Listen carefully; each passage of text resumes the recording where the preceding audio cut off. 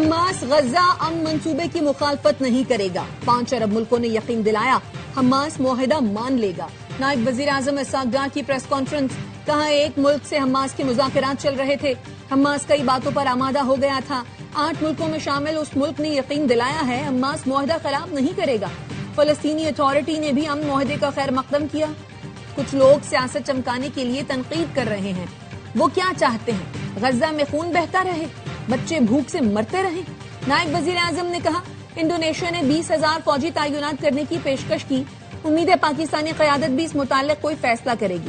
بتایا غزہ امن پلان کے تحت فلسطین میں ٹیکنوکریٹ حکومت ہوگی۔ پاکستان سمیت 8 مسلم ملکوں کی کوشش تھی کہ کسی طریقے سے غزہ میں امن لایا جا سکے۔ پاکستان نے اقوام متحدہ میں مسئلہ فلسطین بھرپور طریقے سے لڑا۔ وزیر اعظم کے جنرل اسمبلی سے خطاب کو سراہا گیا۔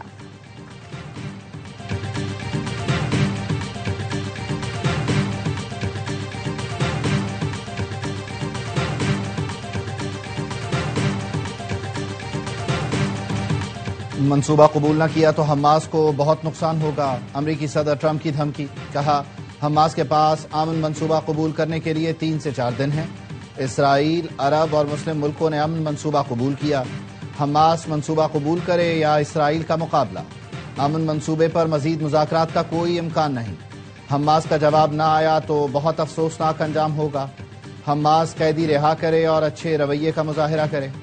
امریکی صدر نے شکوہ کیا نوبیل امن انعام ملنے کے امکانات نہ ہونے کے برابر ہیں، عالمی تنازعات حل کیے، مجھے امن کا علمبردار سمجھنا چاہیے، مجھے انعام نہ ملا تو یہ امریکہ کے لیے بڑی توہین ہوگی۔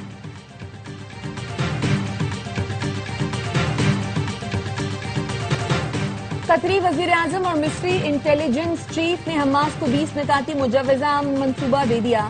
حماس نے ثالثوں کو جواب میں کہا منصوبے کا جائزہ لے کر جواب دیں گے۔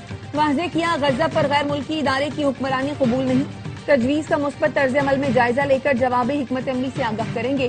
اسرائیلی وزیر اعظم نیتن یاہو کہتے ہیں حماس نے منصوبہ رد کیا تو اسرائیل اپنا کام مکمل کرے گا۔ غزہ جنگ ختم کرنے کے لیے پہلا قدم محدود انخلا اور 72 گھنٹوں میں تمام یرغمالیوں کی رہائی ہوگا۔ ایک بین الاقوامی ادارہ حماس کو غیر مسلح کرنے اور غزہ کو غیر فوجی علاقہ بنانے کی ذمہ داری سنبھالے گا۔ اگر یہ عمل کامیاب رہا تو جنگ ہمیشہ کے لیے ختم ہو جائے گی۔ نیتن یاہو نے مکمل فوجی انخلا مسترد کرتے ہوئے کہا فی الحال اسرائیل سیکیورٹی دائرے میں موجود رہے گا۔ صدر ٹرمپ کے 20 نکاتی منصوبے کے اہم نکات سامنے آ گئے۔ حماس کا غزہ پر حکومت میں کوئی کردار نہیں ہوگا، اسرائیل کے معاہدے کو قبول کرنے کے 72 گھنٹوں میں تمام یرغمالیوں کو رہا کر دیا جائے گا، اسرائیل حراست میں لیے گئے غزہ کے 1700 باشندوں کو رہا کرے گا، غزہ کی پٹی غیر فوجی علاقہ ہوگی، حماس ہتھیار ڈال کر سرنگیں اور ہتھیاروں کی تیاری کے مراکز تباہ کر دے گی، تمام قیدیوں کی واپسی کے بعد حماس کے ارکان کو عام معافی دی جائے گی، فریقین کے راضی ہوتے ہی جنگ فوراً رک جائے گی، جنگ بندی کے بعد غزہ میں عارضی بین الاقوامی استحکام فورس قائم کی جائے گی، کسی کو غزہ کی پٹی چھوڑنے پر مجبور نہیں کیا جائے گا، مکمل امداد فوراً غزہ کی پٹی کی طرف روانہ کی جائے گی، غزہ میں ٹیکنوکریٹ حکومت قائم ہوگی جس کی نگرانی ایک نیا عبوری ادارہ بورڈ آف پیس کرے گا جس کی صدارت ڈونلڈ ٹرمپ کریں گے۔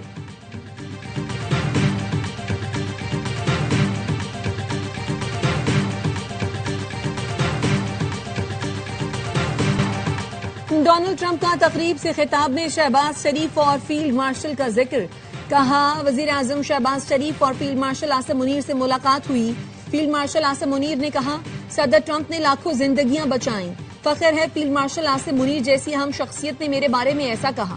وزیر اعظم شہباز شریف نے اپنے ٹویٹ میں امریکی صدر کے امن منصوبے کا خیر مقدم کیا، کہا 2 ریاستی حل کا نفاذ ہی دیر پا امن کی ضمانت ہے، منصوبے کا مقصد غزہ میں جنگ کا خاتمہ یقینی بنانا ہے، امید ہے ٹرمپ معاہدے کو پایہ تکمیل تک پہنچانے کے لیے فعال کردار ادا کریں گے۔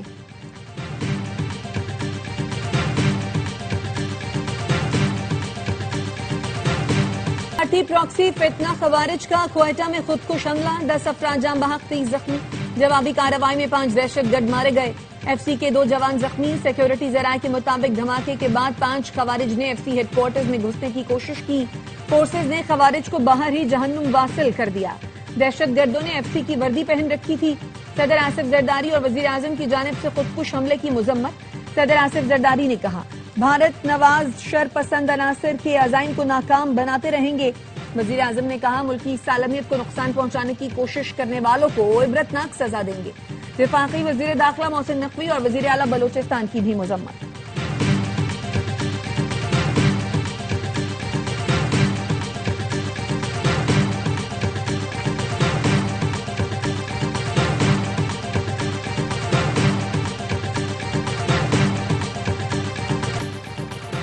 خزدار کے علاقے زہری میں فتنۃ الہندوستان کے خلاف فورسز کا خفیہ اطلاع پر آپریشن. 7 دہشت گرد ہلاک، 10 کے زخمی ہونے کی اطلاع. سیکیورٹی ذرائع کے مطابق زہری کے پہاڑوں میں فتنۃ الہندوستان کی موجودگی اور نقل و حرکت کی اطلاع تھی. بڑھتی دہشت گردی کے پیش نظر فورسز نے آپریشن کا آغاز کر دیا. ہلاک دہشت گردوں سے IEDs، ٹرانسمیٹرز، امریکی ساختہ خودکار ہتھیار برآمد ہوئے.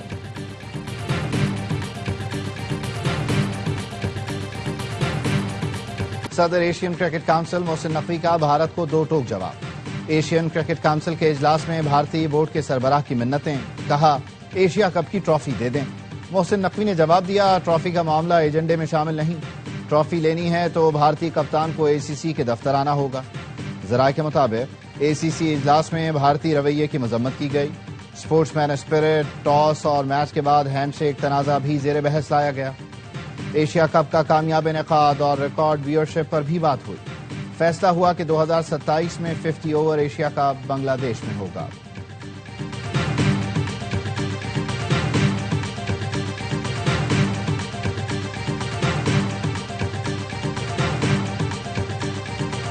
مریم نواز کی تنقید پر پیپلز پارٹی کے ارکان قومی اسمبلی سے واک آؤٹ کر گئے. نوید قمر نے کہا وزیر اعلیٰ کہتی ہیں ہمارا پانی، ہمارا پیسہ، ہماری مرضی. اس کا کیا مطلب ہے؟ ان حالات میں حکومتی بینچ پر بیٹھنا مشکل ہو رہا ہے. اسی طرح حالات رہے تو آپ جیسے چاہیں حکومت چلائیں. ہمیں وزارتیں، کرسیاں کچھ نہیں چاہیے. وزیر قانون اعظم نذیر تارڑ نے PP سے معذرت کر لی. اپوزیشن سے کہا زیادہ خوش نہ ہو، یہ ہمارے گھر کا معاملہ ہے، اتحاد قائم رہے گا.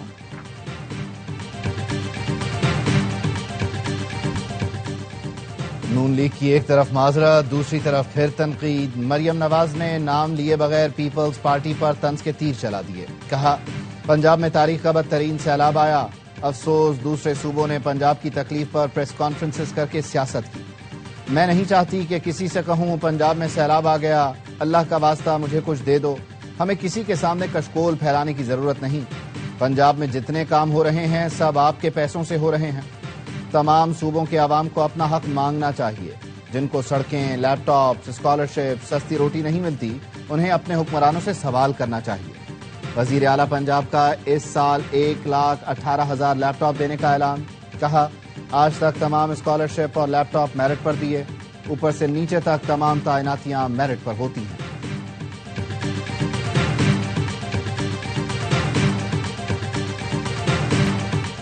بلاول بھٹو منع نہ کرتے تو مریم نواز کے بیان پر بڑا رد عمل آ سکتا تھا. PP رہنما شازیہ مری کا رد عمل. کہا شہباز شریف کی عزت کرتی ہوں، وہ سب کو ساتھ لے کر چلنے کی بات کرتے ہیں.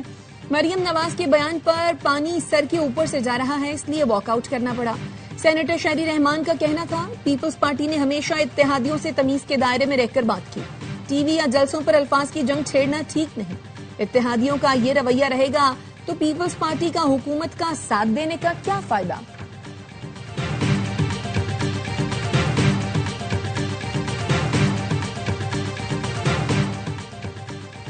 واقعی ابھی تک آپ کے میچور لیڈر نے آپ کو پنجاب پر سیاست سے روکا ہوا ہے.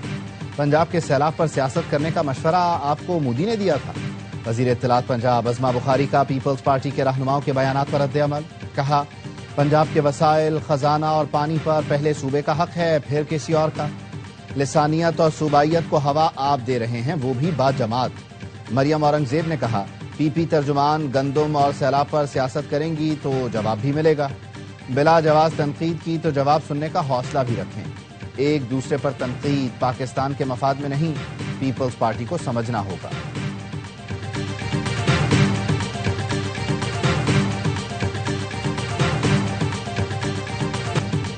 پاکستان کا فتح 4 کروز میزائل کا کامیاب تجربہ. میزائل 750 کلومیٹر تک ہدف کو کامیابی سے نشانہ بنانے کی صلاحیت رکھتا ہے.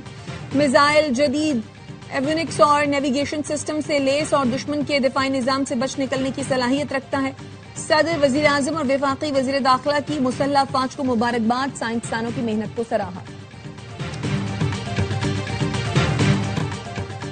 شدید گرمی کے بعد کراچی کے مختلف علاقوں میں بادل برس پڑے۔ شاہراہ فیصل، ایم اے جناح روڈ، گلشن اقبال، حسن اسکوائر، جیل چورنگی، شاہراہ قائدین، صدر اور کشمیر روڈ پر بارش، سڑکوں پر پانی جمع ہو گیا۔ نارتھ ناظم آباد، سائٹ ایریا، بلدیہ ٹاؤن، شیر شاہ میں بھی بادل برسے۔ مختلف علاقوں میں ٹریفک جام، شاہراہ فیصل پر گاڑیوں کی قطاریں لگ گئیں۔ صدر، جمشید ٹاؤن، طارق روڈ، ماڑی پور روڈ پر بھی ٹریفک جام۔ حیدرآباد، سانگھڑ، ٹنڈو الحیار، مٹیاری، میرپور خاص سمیت سندھ کے دیگر اضلاع میں موسلادھار بارش سے گرمی کا زور ٹوٹ گیا۔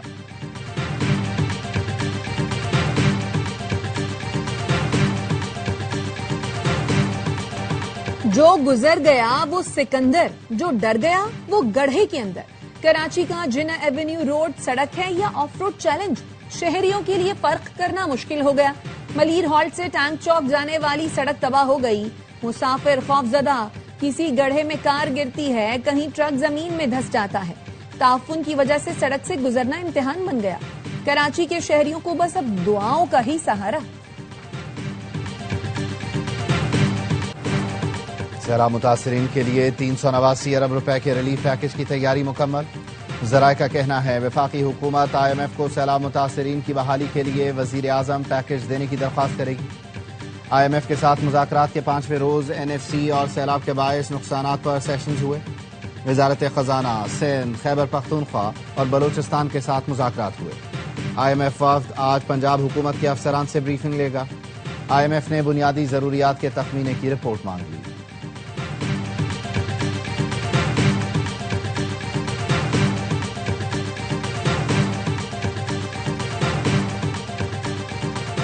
انکم ٹیکس ریٹرن جمع کرانے کا آج آخری دن، ایف بی آر حکام کا کہنا ہے تاریخ میں توسیع نہیں ہوگی۔ ٹیکس ریٹرن کی تاریخ میں ممکنہ توسیع کو سیلاب سے جوڑنا بے بنیاد ہے۔ ٹیکس دہندگان کی اکثریت ایسے علاقوں میں مقیم ہے جو سیلاب سے متاثر نہیں ہو۔ جسٹس طارق محمود جہانگیری نے بحالی کے بعد اسلام آباد ہائی کورٹ میں کام شروع کر دیا۔ وفاقی حکومت نے جسٹس طارق محمود جہانگیری کو کام سے روکنے کی مخالفت کر دی۔ سپریم کورٹ میں سماعت کے دوران اٹارنی جنرل نے کہا جج کو عبوری حکم نامے کے ذریعے عدالتی امور سے نہیں روکا جا سکتا۔ جسٹس طارق کے خلاف درخواست دینے والے میاں داؤد ایڈوکیٹ نے بھی اٹارنی جنرل سے اتفاق کیا۔ منیر ملک نے موقف اپنایا، جج کے خلاف کارروائی سپریم جوڈیشل کونسل ہی کر سکتی ہے۔ عدالت نے جسٹس طارق محمود جہانگیری کی اپیل منظور کرتے ہوئے کام سے روکنے کا عبوری حکم نامہ کالعدم قرار دے دیا۔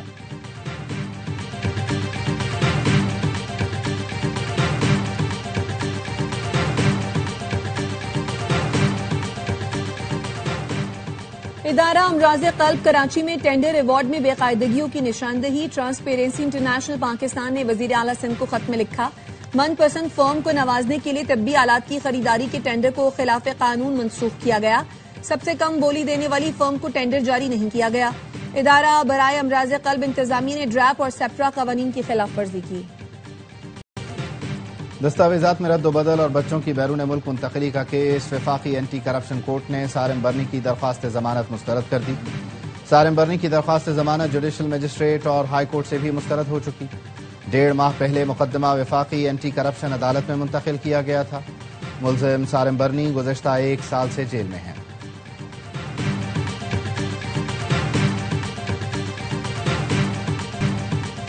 غزہ جنگ بندی میں پاکستان کے کردار پر فخر کرنا چاہیے۔ وزیر اعظم اور فیلڈ مارشل کی حکمت عملی نے پاکستان کو عزت بخشی۔ 1.5 سال سے کہہ رہا ہوں آنے والا وقت اچھا ہے، عام آدمی کے حالات بدلیں گے، پاکستان کے لیے عالمی منڈی کھلنے جا رہی ہے، ترکی اور چین کے سرمایہ کار پاکستان کا رخ کر رہے ہیں۔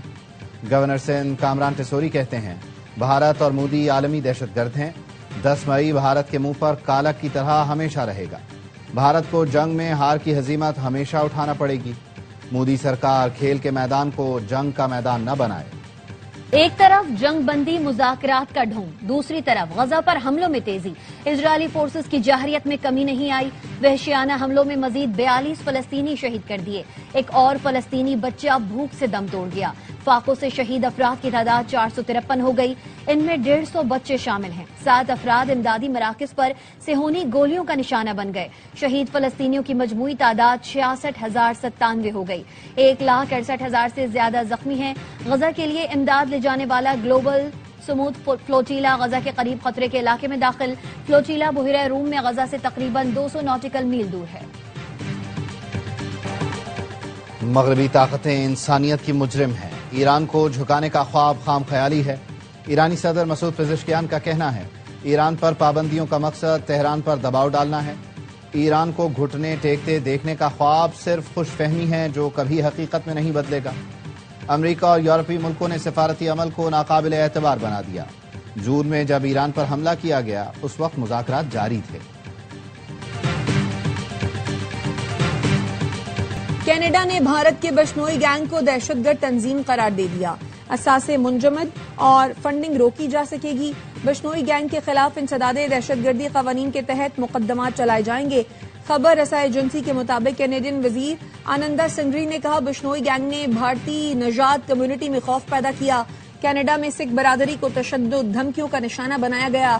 کینیڈین حکام کا کہنا ہے، بھارتی خفیہ ایجنسی را نے بشنوئی گینگ کے ذریعے ہی سکھ رہنما کو قتل کرایا تھا۔ بھارت بشنوئی گینگ کو مودی مخالفین کو خاموش کرانے کے لیے استعمال کرتا ہے۔ پاکستان نے جنوبی افریقہ کے خلاف ٹیسٹ سیریز کے لیے اسکواڈ کا اعلان کر دیا۔ شان مسعود قیادت کریں گے، 3 نئے کھلاڑی آصف آفریدی، فیصل اکرم اور روہیل نذیر اسکواڈ میں شامل۔ 2 ٹیسٹ کی سیریز کا پہلا میچ 12 اکتوبر سے قذافی اسٹیڈیم میں کھیلا جائے گا۔